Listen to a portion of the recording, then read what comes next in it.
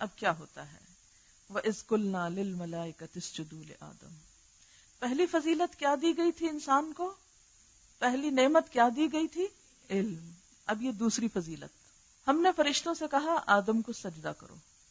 اب فرشتے بڑے عبادت گزار تھے، اللہ کے اطاعت گزار تھے، ان سے کہا گیا کہ تم میری اس تخلیق کو سجدہ کرو.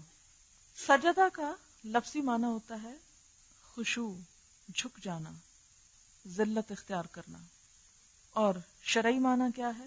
پیشانی کا زمین پر رکھنا. پیشانی کا زمین پر رکھنا یہ صرف اللہ کے لیے جائز ہے. پھر اللہ کے حکم سے کسی انسان کے لیے، جیسے یہاں آدم علیہ السلام کے لیے، صرف بطور تعظیم جائز ہے. اللہ کے حکم سے، یہ اللہ تعالیٰ خود حکم دے رہے ہیں فرشتوں کو کہ تم آدم کو سجدہ کرو. سجدہ عبادت نہیں، سجدہ تعظیم ہے. صرف ہماری شریعت میں اس کو بھی ختم کر دیا گیا، سجدہ تعظیم بھی ختم، تاکہ شرک کا کوئی بھی اندیشہ باقی نہ رہے. فسجدوا، تو سب نے سجدہ کر لیا، یعنی سارے فرشتے سجدے کے لیے جھک گئے. الا ابلیس، سوائے ابلیس کے. ابلیس نے سجدہ نہ کیا. قرآن پاک سے ہمیں پتہ چلتا ہے کہ ابلیس جنوں میں سے تھا، فرشتوں میں سے نہیں تھا، لیکن جنات میں سے ہوتے ہوئے اسے بطور اعزاز فرشتوں میں شامل کیا گیا تھا. جنات میں سے ہوتے ہوئے بطور اعزاز فرشتوں میں شامل کیا گیا، اس لیے اسے بھی ساتھ سجدے کا حکم دیا گیا.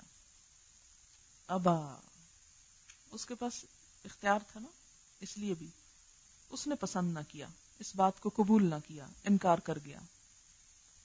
اور وجہ کیا تھی؟ واستکبر، اپنے آپ کو بڑی شے سمجھتا تھا، تکبر کیا، غرور میں آ گیا. اور آگے آپ دیکھیں گے انشاءاللہ سورۃ الاعراف میں یہ واقعہ جب مزید تفصیل سے آئے گا، وہاں وہ کہتا ہے انا خیر منہ، میں اس سے زیادہ اچھا ہوں. خلقتنی من نار وخلقتہ من طین، مجھے تو نے آگ سے پیدا کیا، اسے مٹی سے پیدا کیا، اس لیے میرے خیال میں آگ مٹی سے بہتر ہے، میں انسان کو سجدہ نہیں کروں گا. اپنے آپ کو بڑا سمجھا اور کافروں میں سے ہو گیا، انکار کرنے والوں میں شامل ہو گیا. یہاں آپ کو کفر کا معنی بھی سمجھ میں آئے گا کہ کفر کا معنی صرف اللہ کا انکار نہیں ہوتا، اللہ تعالیٰ کے احکامات کا انکار بھی عملی طور پر کفر کہلاتا ہے. اسی لیے آتا نا جس نے جان بوجھ کے نماز چھوڑی اس نے کفر کیا. تو یہاں سے سمجھے معنی کفر کا. ایک کفر ہوتا ہے اصطلاحی کافر جو اللہ، رسول، آخرت، کتابوں، عقائد میں سے کسی چیز کو نہ مانے یا شرک کرے. اور ایک ہوتا ہے عملی کفر، یعنی انسان دل سے تو مانے لیکن عمل سے تصدیق نہ کرے. جیسے ایمان ہے نا، دل سے بھی ماننا، زبان سے اقرار اظہار کرنا اور عمل سے تصدیق کرنا، جب جا کر ایمان مکمل ہوتا ہے. اسی طرح کفر کے بھی درجے ہیں. ایک کیا ہے؟ دل سے بھی انکار، بظاہر بھی انکار. دوسرا کیا ہے؟ دل سے تو اقرار اور بظاہر انکار. یہ بھی کفر ہی کی ایک قسم ہو جاتی ہے، اللہ کی نافرمانی اور ناشکری کی. وَكَانَ مِنَ الْكَافِرِينَ. اب آپ یہ دیکھیں کہ یہاں آدم علیہ السلام کو فرشتوں اور ابلیس کے درمیان کھڑا کیا گیا اور سجدے کے امتحان کے ذریعے آدم علیہ السلام کو عملی طور پر بتا دیا گیا کہ زمین پر دو ممکنہ راہیں ہیں. ایک راہ فرشتوں کی طرح اطاعت کی راہ، اور دوسری راہ ابلیس کی طرح انکار کی راہ. فرشتوں نے کیا کیا تھا؟ انسان کے آگے جھک گئے تھے، حالانکہ انسان مٹی سے تھا، فرشتے نور سے تھے. تکبر نہیں کیا، اپنے سے کمتر کے آگے جھک گئے. ہمارے لیے بھی کیا سبق ہے؟ جب اللہ کا حکم آ جائے تو کوئی چیز اگر ہمیں اپنے نفس کے خلاف لگے یا اپنے مقام مرتبے سے کمتر بھی لگے تو بھی مان لینی چاہیے. بعض چیزیں ہم اس لیے نہیں مانتے نا کہ یہ میرے سٹیٹس کے خلاف جاتی ہیں.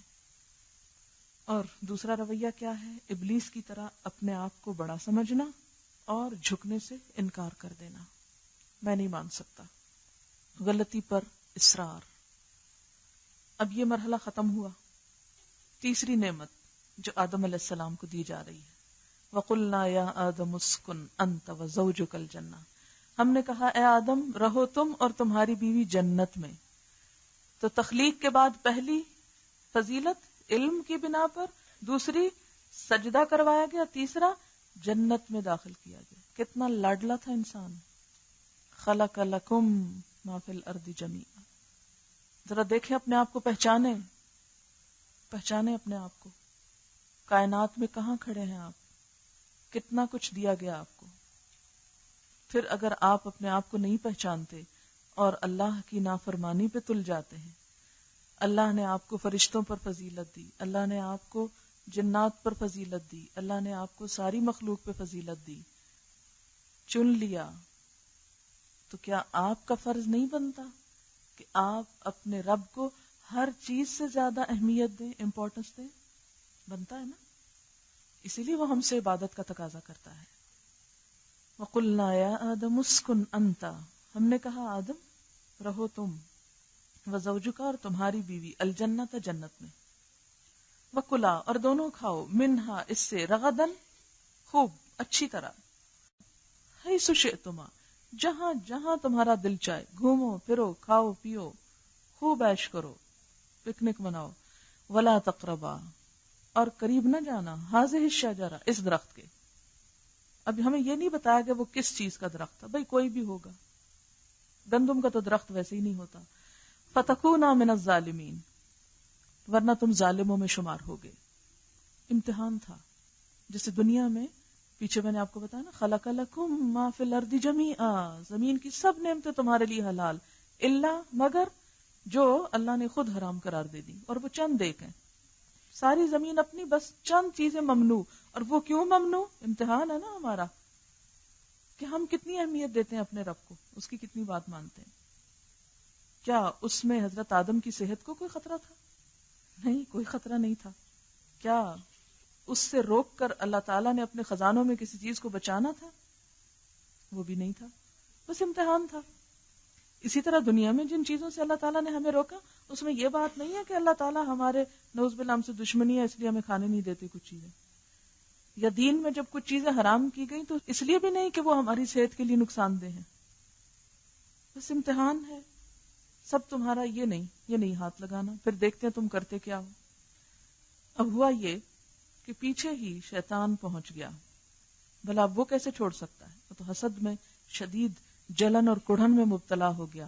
اس کی وجہ سے میری بے عزتی ہو گئی، یہ میری بے عزتی کا سبب ہے، میں بدلہ لے کر چھوڑوں گا اس کو، میں بھی اب کامیاب نہیں ہونے دوں گا.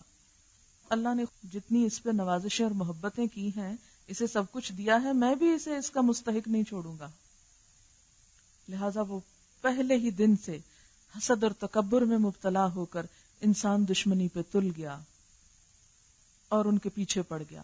فَأَزَلَّهُمَ الشَّيْطَانُ شیطان نے ان کو پھسلا لیا. زلہ کا معنی کیا بتایا تھا میں نے؟ بلا ارادہ پاؤں کا پھسلنا. یعنی حضرت آدم کا کوئی ارادہ نہیں تھا. ہوا کیا تھا؟ سورۃ طٰہٰ میں آتا فَنَسِيَ وَلَمْ نَجِدْ لَهُ عَزْمًا، بھول گئے تھے اور ہم نے اس میں عزم، ارادے کی قوت نہ پائی. تو پتہ چلتا ہے کہ اس امتحان میں کامیاب ہونے کے لیے ارادے کی پختگی چاہیے، پکا ارادہ ہونا چاہیے کہ نہیں، کوئی اور چوائس نہیں، اس کے سوا کوئی راستہ نہیں کہ ہمیں اپنے آپ کو بچانا ہے. بہت سے لوگ اس طرح کی حجتیں کرتے رہتے ہیں، اللہ نے ہمیں ہدایت نہیں دی، ہم کیا کریں، بس ایک آزمائش میں بھئی پڑ گئے تو پڑ گئے. اگر آپ کا کہیں پاؤں پھسل جائے تو آپ خود بھی لیٹ جاتے ہیں وہاں. پاؤں پھسل گیا، اب کیا کریں، اب تو ادھر ہی آرام فرماتے ہیں. ایسا تو نہیں کرتے. کیا کرتے ہیں؟ فوراً اٹھتے ہیں کہ وہ ہمارا مقام نہیں ہے سڑک پہ لیٹنا، لیٹنے کی جگہ کوئی اور ہے. تو اسی طرح جب غلطی ہو جائے، بھول ہو جائے، تو مکھی پہ مکھی نہیں مارتے چلے جانا چاہیے، فوراً لوٹ آنا چاہیے، فوراً اٹھ بیٹھنا چاہیے، ہاتھ پاؤں مارنے چاہیے کہ ہمیں اس امتحان سے نکلنا ہے، ہمیں اپنی غلطی سے بچنا ہے. شیطان نے انہیں پھسلوا دیا، ان کا ارادہ کوئی نہیں تھا. اور آگے آپ سورۃ اعراف میں اس کی مزید تفصیل پڑھیں گے کہ قسمیں کھانے لگا، دیکھو اس کے کھانے میں بڑا فائدہ ہے تمہارا، اور حضرت آدم علیہ السلام بھول گئے کہ ہمیں منع کیا گیا تھا اس. اور پھر یہاں پر یہ جو تسنیہ کا صیغہ استعمال ہو رہا ہے، اس سے پتہ چلتا ہے کہ دونوں کٹھے ہی مشکل میں گرفتار ہوئے تھے. اس سے عورت کے اوپر آنے والا وہ الزام دھل جاتا ہے کہ جس میں کچھ تحریف شدہ کتابوں میں یہ بات آ گئی کہ حضرت حوا کو شیطان نے پسلایا، شیطان کے قبضے میں پہلے عورت آئی، پھر حضرت حوا نے آدم کو پسلا لیا. یہ غلط بات ہے. دونوں ہی اس کے ٹریپ میں آ گئے تھے. فَأَخْرَجَهُمَا مِمَّا كَانَا فِيهِ، نکلوا لیا ان دونوں کو اس جنت سے جس میں وہ تھے. انسان کو بتا دیا گیا کہ اگر تم اس دشمن کی باتوں پر چلے تو اس جنت میں نہیں رہ سکو گے. وَقُلْنَا اهْبِطُوا، تو ہم نے کہا اتر جاؤ، چلے جاؤ. بَعْضُكُمْ لِبَعْضٍ عَدُوٌّ، تم میں سے بعض کے دشمن ہوں گے.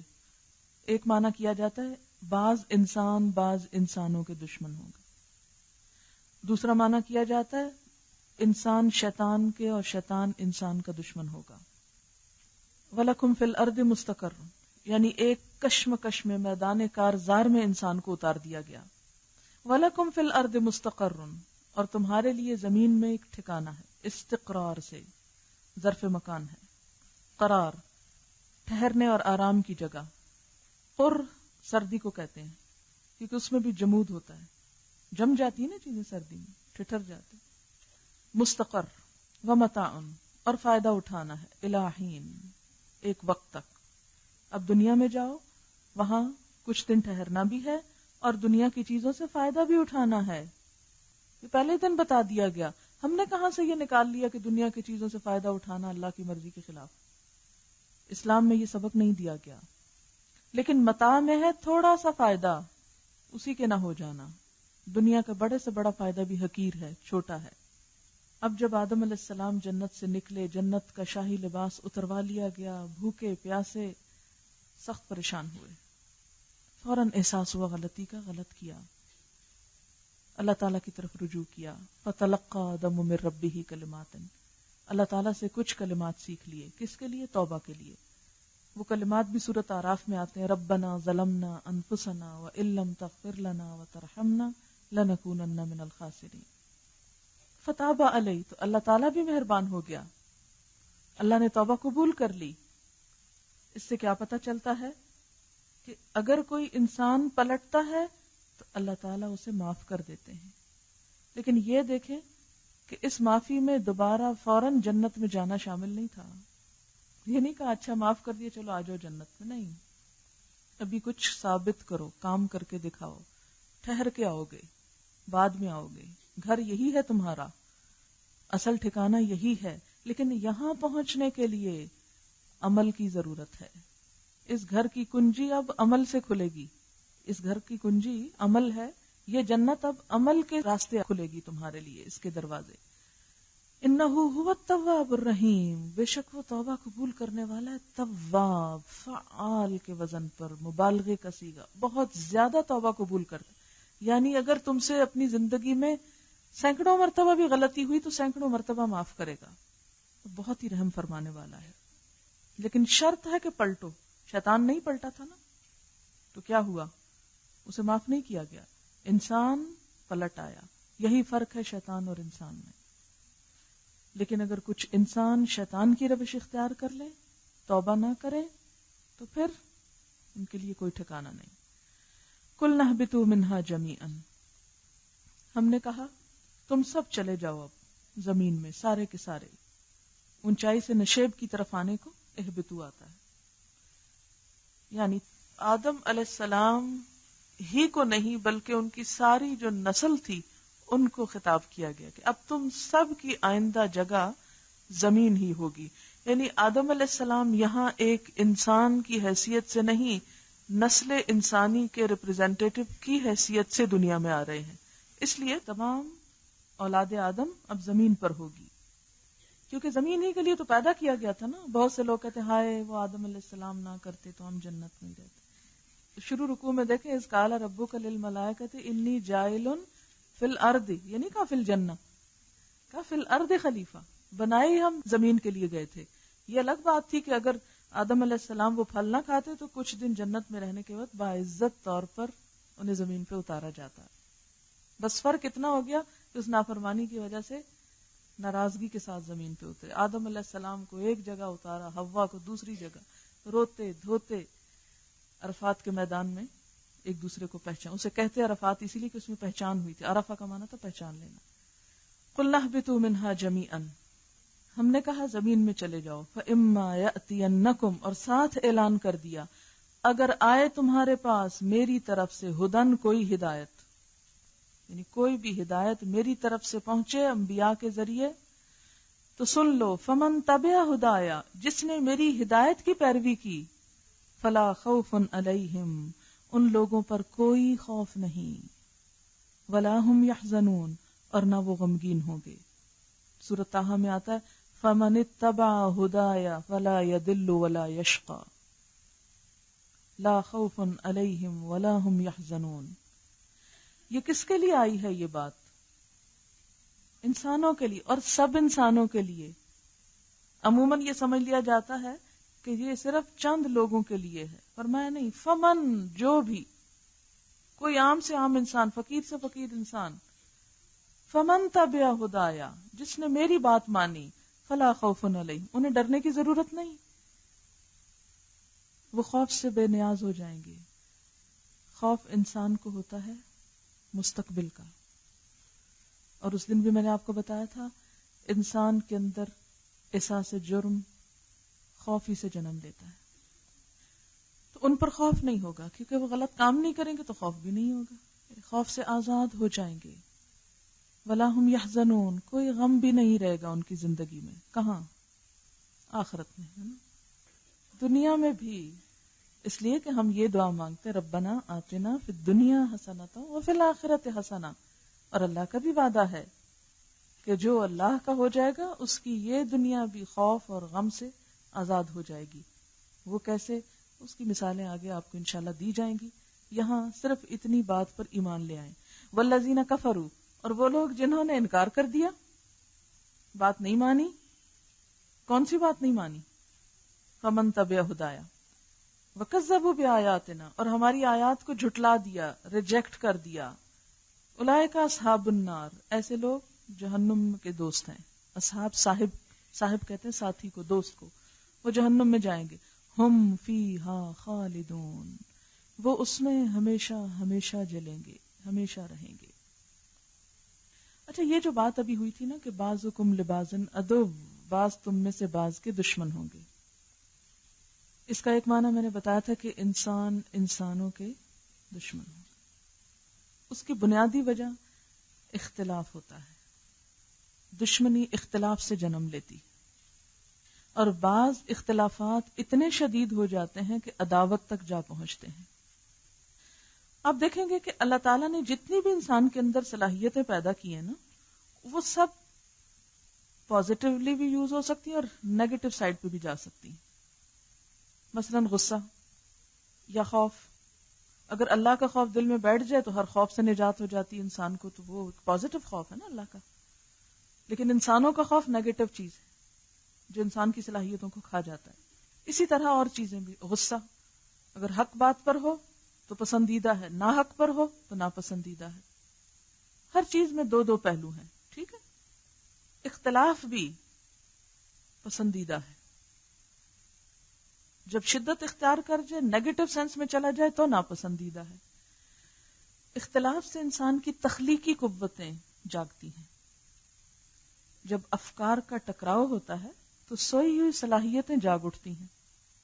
مثلا آپ ایک بات کہہ رہے ہیں اور آپ کہہ رہے ہیں بس ٹھیک ہے, لیکن جب آپ کو کوئی اپوز کرتا ہے, آپ کی بات کاٹتا ہے, تو آپ فوراً الرٹ ہو جاتے ہیں. اچھا, اس نے مجھے یہ کہا, میں اس کا کوئی اور جواب سوچتا ہوں. آپ کا دماغ زیادہ بہتر کام کر سکتا ہے. اس لیے کبھی کسی کے اختلاف کو ناپسندیدہ نہ سمجھیں. ہمارے ہاں ہر وہ شخص ناپسندیدہ ہو جاتا ہے جو ہم سے اختلاف کرے, حالانکہ ہمیں اس شخص سے محبت ہونی چاہیے جو ہم سے اختلاف کرے, تاکہ ہم, نمبر ایک تو یہ کہ اگر ہم غلط کر رہے ہیں تو ہم صحیح ہو جائیں, اور اگر ہم صحیح ہیں تو اس کے اختلاف سے اپنے صحیح ہونے کی زیادہ بہتر دلیل فراہم کریں. اس سے یقینی قوت پیدا ہوتی ہے. البتہ الزام تراشی, عیب جوئی منع ہے. ویل لکل ہمزۃ لمزہ, یہ اخلاق کسی مسلمان کا نہیں ہو سکتا. ایک امریکی ادیب ہے والٹر لپ مین، وہ کہتا ہے کہ جب تمام لوگ ایک طرح سوچیں تو کوئی شخص بھی زیادہ نہیں سوچ سکتا.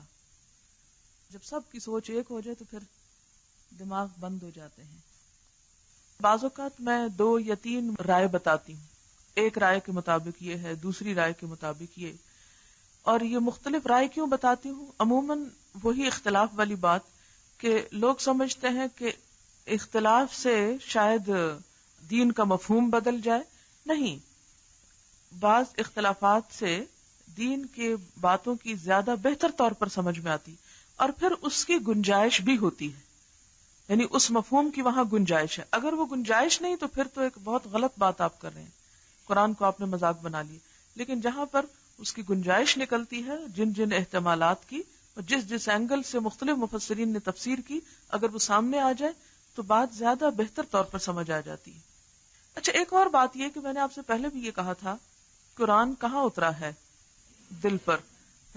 اور دل کو دل کیوں کہتے ہیں، قلب کیوں کہتے ہیں؟ الٹ پلٹ ہوتا ہے.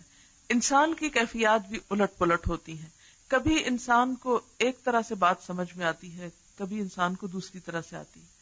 تو اسی طرح جب مختلف آراء میں آپ کو بتاتی ہوں تو وہ اسی وجہ سے بتاتی ہوں کہ کسی کو ایک چیز سے بات زیادہ بہتر سمجھ میں آتی، کسی کو دوسری طرح سے. اس لیے آپ سے میں بھی یہ کہوں گی کہ آپ کو ضروری نہیں کہ مجھ سے کسی بات میں 100% اتفاق کریں.